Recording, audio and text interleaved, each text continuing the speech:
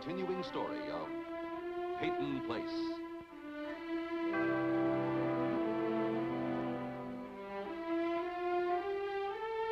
Starring Dorothy Malone as Constance Mackenzie, Warner Anderson as Matthew Swain, Ed Nelson as Michael Rossi, Mia Farrow as Allison Mackenzie, Ryan O'Neill as Rodney Harrington, and Barbara Parkins as Betty Anderson.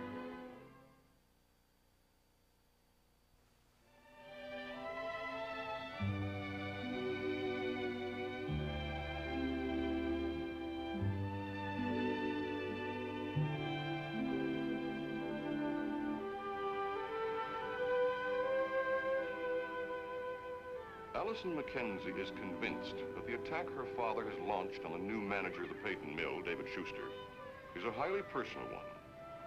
It took the form of a letter to the editor. It appeared in the columns of the Clarion, signed openly, Elliot Carson. Hello there. Oh, hello, Mr. Schuster. You look as if you could use some help. Yes, I got carried away. It always happens when I go to Vito's. I can't resist Italian grocery stores.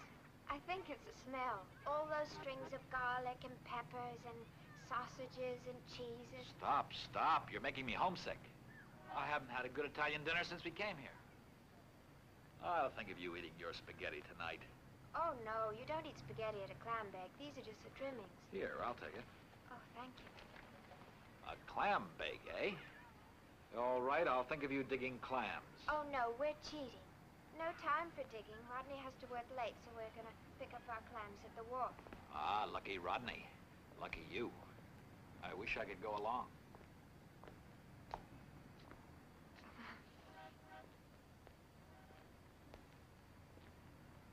Mr. Schuster, I'm sorry about what my father wrote. If he'd known you better, I don't think he would have written it. Thank you, Allison. Allison? Oh, Father. Oh, you know Mr. Schuster? I think I'll take my groceries now, Mr. Schuster. I'm just going into the bookstore. I'll take them to the door for you. All right.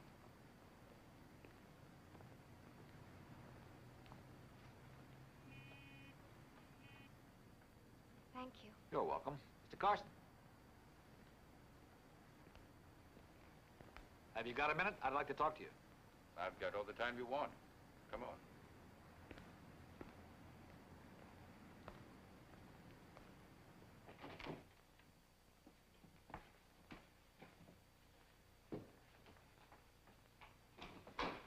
I'll have a chair. No, thank you.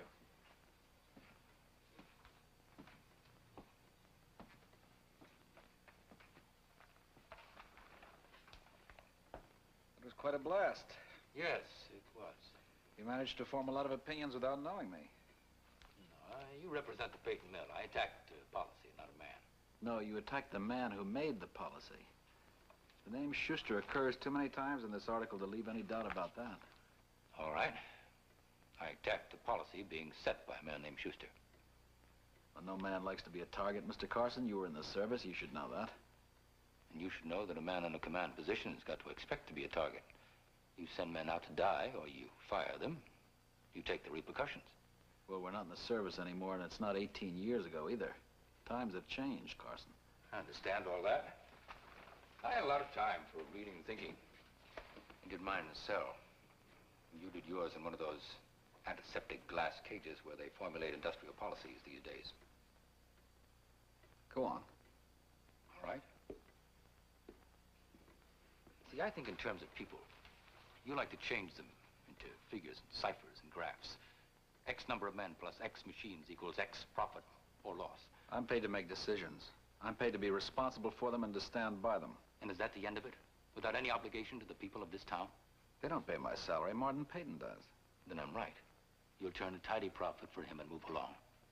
You'll solve the financial problems of the Martin Peytons and leave behind another economic wasteland. So we chalk up one more for progress. You're being very glib, Mr. Carson. You're in love with words, not ideas. Terms like gold-plated migratory worker. You said that a man's actions speak for him. Well, beware of words, Mr. Carson, because yours are irresponsible, emotional, and uninformed. Words? human values, involvement, responsibility. Your responsibility, Schuster. Not just to Martin Peyton, but to this entire community. No radical change ever took place easily. It's going to hurt while we make this transition. Is it going to hurt you, Schuster? Well, I'll tell you something. I have to stand by my decision. And I'm willing to stand or fall by it. Now, what are you prepared to do? Go on writing letters to the editor from the safety of this store? No, I'm not going to be pot-shotting from the safety of this store. I'm going to be the new editor of the Clarion. Well, congratulations. You're a bigger gambler than I thought.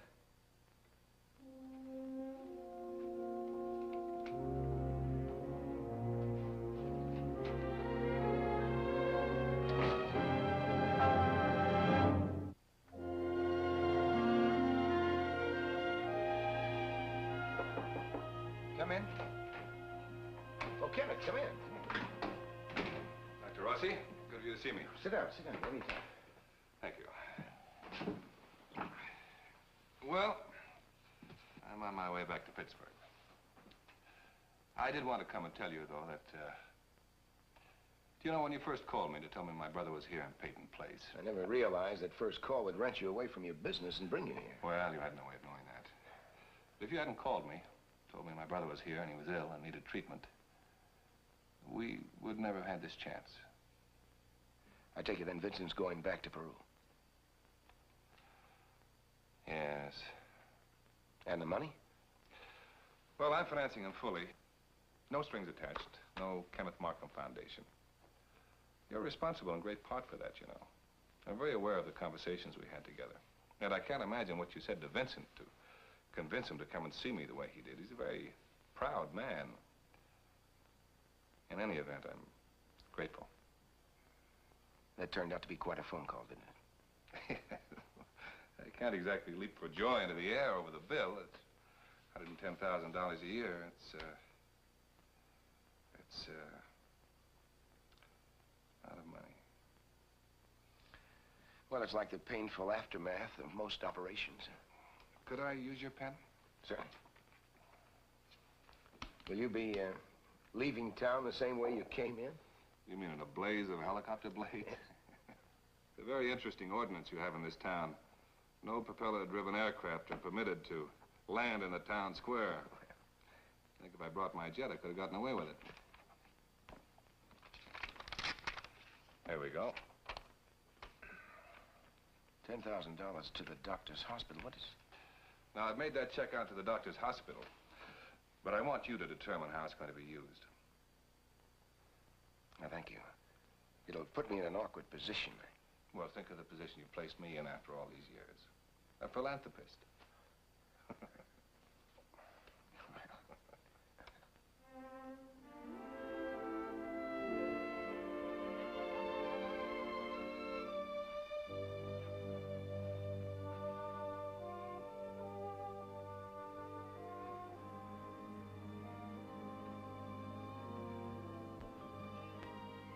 I had a box of tissue stuffed in the band. Does it show? No, no, it doesn't show.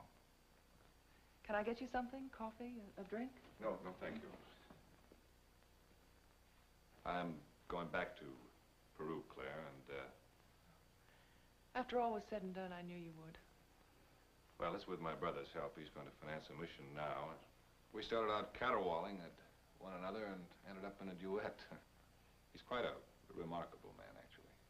So are you, Vincent. I'm happy for you. Please believe that. You belong there. I'm sorry I ever tried to stop you from returning. Well, how about you, Claire? Where do you belong?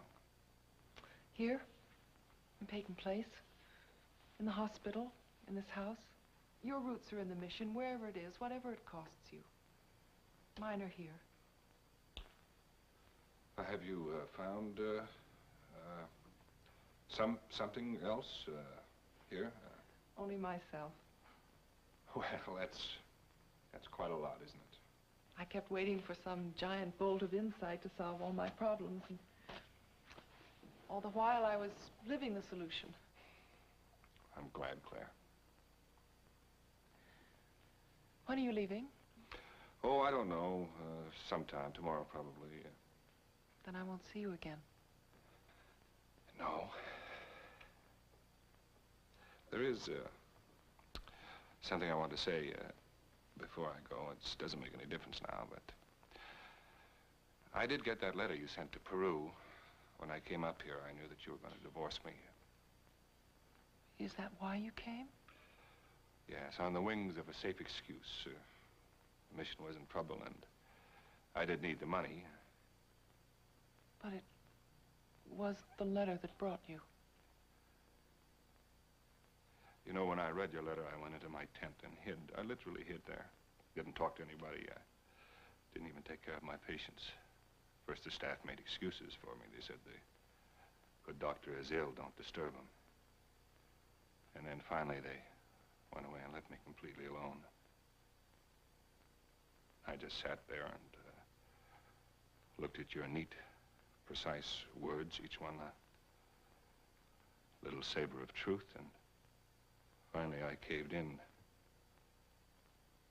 completely like a balloon. Why didn't you tell me? Well, I didn't think you'd go through with it. I faced you. But when you did, I couldn't call it back. I tried, Vincent. I tried to call it back that night I came to your room. Yes. 6,000 miles wasted because I couldn't cross 6 feet of hotel room and take you in my arms and tell you that I needed you. You made your decision, and you know it's the right one. It's sort of an illogical, logical conclusion to an illogical beginning. No more false idols.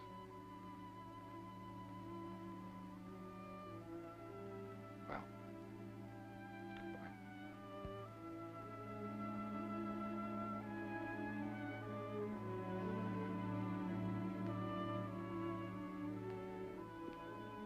Vincent.